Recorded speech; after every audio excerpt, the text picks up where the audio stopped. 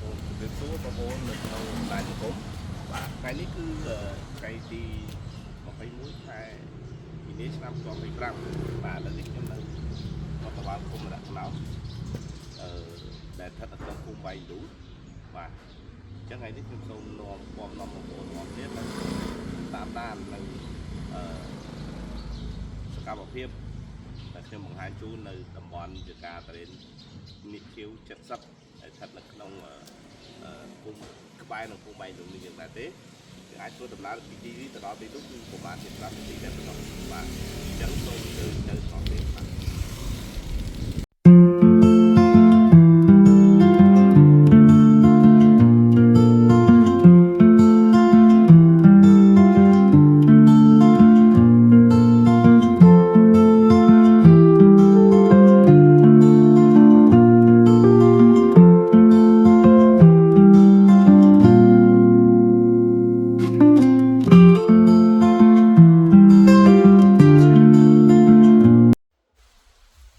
សូមជម្រាបសួរដល់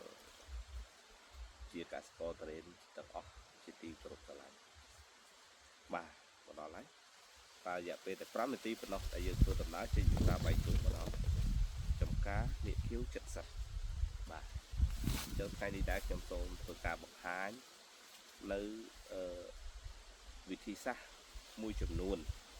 បាទទាក់ទងទៅនឹងការថែទាំក្តាប់អញ្ចឹងថ្ងៃនេះយើងសង្កេតក្តាប់ទាំងអស់គ្នាបាទក្តាប់នេះគឺវ័យ30ថ្ងៃបាទមានលើកទីទួចប៉ុន្តែវ័យជាទូទៅគឺខ្ញុំឲ្យតម្លៃថាវ័យ30ថ្ងៃក្រោយការរីកយើងគិតទៅវ័យនេះគឺជាវ័យដែលបងប្អូនយើងដែលខ្ញុំតែនិយាយថា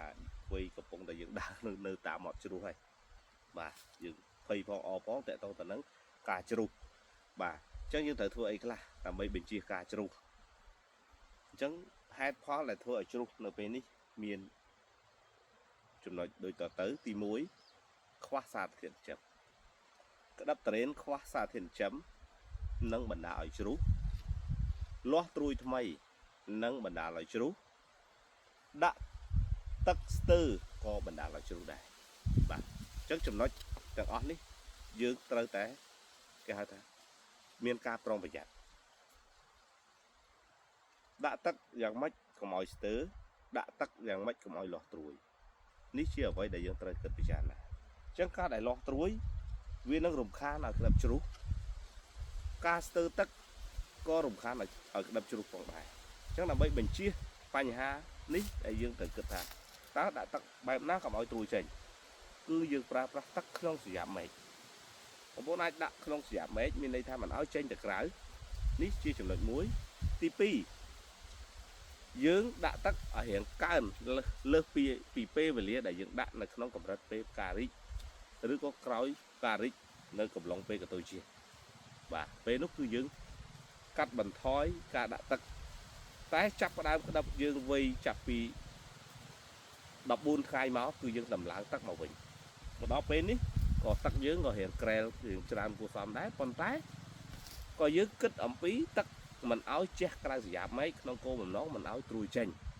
បាទទឹកយើងច្រើនត្រួយអត់ចេញទេដោយសារតែយើងអត់ឲ្យជះទៅក្រៅអ្វីទៀតដែលយើងត្រូវធ្វើការងារដែលត្រូវធ្វើបន្ថែមទៀតនោះគឺយើងត្រូវតែបាញ់សារធាតុចិញ្ចឹមបាទបាញ់សារធាតុចិញ្ចឹមទៅលើក្តាប់ឲ្យបានទៀងទាត់បាទសារធាតុចិញ្ចឹមទៅលើក្តាប់ដែលយើងត្រូវបាញ់ខ្ញុំបាញ់ជាទូទៅគឺខ្ញុំបាញ់តែព្យូជកូលទេបាទបាញ់តែព្យូជកូលទេទោះថាហេតុអីបានជាខ្ញុំជ្រើសរើសយកព្យូជកូលមកបាញ់ពីមុនមកខ្ញុំប្រើប្រាស់ច្រើនមុខច្រើនប្រភេទណាខ្ញុំប្រើប្រាស់តាំងពីកាស្យូមបូរុនតាំងពីដូចជាប្រភេទអាតូនិកអុកស៊ីនស្អីច្រើនណានៅក្នុងកញ្ចប់ដែលយើងត្រូវប្រើនោះវាច្រើនមុខយកមកលាយបញ្ចូលគ្នាណាបាទតែដល់ពេលខ្ញុំស្គាល់ព្យូជកូលខ្ញុំប្រើតែព្យូជកូលមួយមុខទេប្រសិទ្ធភាពដែលយើងទទួលបានឃើញថាល្អមានន័យថាក្នុងដបមួយហ្នឹងគឺមានសពមុខដែលយើងអាចប្រើប្រាស់បានបាទយើងបាញ់ទៅលើក្តាប់ជាប្រចាំលាយតែមួយមុខគឺលាយជាមួយនឹងថ្នាំពុលតកៅដើម្បីបញ្ជៀស cầm ói từ cớ mà chọt lại bà trứng bánh nơi kháng khăn nóng bánh cái đắp dự bánh chui sự cố lia chỉ mới được làm pol từ cớ sẽ từng đạo gì từng đạo gì miền đây tha đuông ở chọt thì đuông mình ai trôi màu cho đám tiếng đẹp lực nông nắng sẽ tập làm pol từ cớ một tí pol từ cớ nó cứ trời chỉ mới được pol đuông mũi tiền kháng cái thứ ấy là nơi này kháng cái dương tới cả bánh tập hết ăn tiệp và ăn tiệp cho bố nhóm lớn thực chất bóng bóng phải ăn tiếp để chỉ có phải tật chi tật ăn tiếp xôn hà phi sản buôn của bán pram mà phải pram sam của bán pram đọc pram của bạn này bà bóng con ai pra bàn có hết chi tật bà nhục cơ tha chi tật vì mình xây miền thao bà có đối chìm tại gì bà lia cho mũi ấy lia cho mũi của bộ mà nhìn xuống ca sùng bánh slack bánh ní làm bây ở slack thôn nâng cầm đài cầm đài bẻ tích thôn mình che ở xã ấy tất nhiên cầm bông để tích cana bờ sân chỉ dương pra dương ạt ban pra của bộ ở xa thiện sầm khăn chui slack tế vì ai phải chôm thôi slack nó bị che slack nó bị óc con được biết nó không ca sừng dốt do ha mà chỉ chém cái đập và chắc dương tới té đó là ha đó xa thiện chỉ chấm đại là ò chắc khi bánh miền ở mà nhà sông cá sấu miền ở bộ phê ăn tiếp xôn happy sa buôn của bán pram mà phê pram sam của bán pram đọc pram của bán đấy bộ phê chi tật bộ rúm cho môi nắng chu chu gốl chia bộ phê chi tật phong đá tái với chia bộ phê xa thiết chỉnh châm đai sầm khăn gọi sạc dương rồi lún lứ miền quân lập hiệp chui nực nông ca khai tom sạc mình ao miền bành hà bạn và dân tộc ó nắng cứ dân ở ai chào bà này dược pra tộc ó nắng làm bấy chầm núi slack miền là tập hiệu cron sầm ráp thưa cá sầm dốt ha chầm mũi lứ do nó sẽ chậm rồi ai số thập bên đã chi để ọt bà sầm núi cứ miền bông ôn chánกับbông là xa xu một nhầm thường không slau được nông video đi tìm đỏ sầm ráp làm lá cá đã chi là không vẹn cả tôi chi bà tôi chia sẻ anh vậy tha cái cà ri ban hai của màn chỉ mùi sạp đá dương đại chi vào đó thôi số thay dương phở chi một hết này pe nó cứ dương pra chi cá sông chỉ nước này sầm khăn cứ cá sông bồ rần cá sông mà nhỉ sông và ấy số thằng cá sông nó từ đâu này nè chụp phục trong miền chi đại miền cá sông micro thiết miền cá sông sàn sập hiện rồi tại đó nhưng mà đã ở ăn pk để miền cá sông ấy nhưng đã micro thiết để miền cá sông mi có thiết đại miền cá sấu nó cứ hà rồi mà bên mặt thèm là nhóm tay vô mà dây vô mà đã nó vô mà chơi nó cứ hà rồi bằng bên mặt thèm cứ miền xả rạ sầm khán á của miền cá sấu là họ đã sáng kia rồi hai khi đã lia chiều mũi nâng cai prai không được việc đấy một bốn mơ đam tới cứ những ăn miền chừng ngư đây dương phay mà phót khai một phót để tôi từ nâng ca co cá chừng ngư và chừng ngư bọc hết cái hai thằng chừng ngư phai thọc tôi có chừng ngư rồi lùi cồn chụp bút nhóm ở đây say lệ chạy tôi từ nâng ca chia ba chừng ngư đời xã ấy nhóm ở đây chụp và ông ôn co mà đây khơi nhóm lai cứ nhóm lực lang ở bẹ con từ nâng ca chia ba chừng ngư nó mòn vậy đây đời xác tại nhóm ở đây chụp chừng ngư tê bóng ôn chắc ấp chụp chừng ngư đời xã ấy mà mình chụp đời xã dương pra chi chia pra chạm chi cài prai con lập hiệp đây chia pra chạm ông ôn thật đang thay tái chừng ngư về co cá đời xã ấy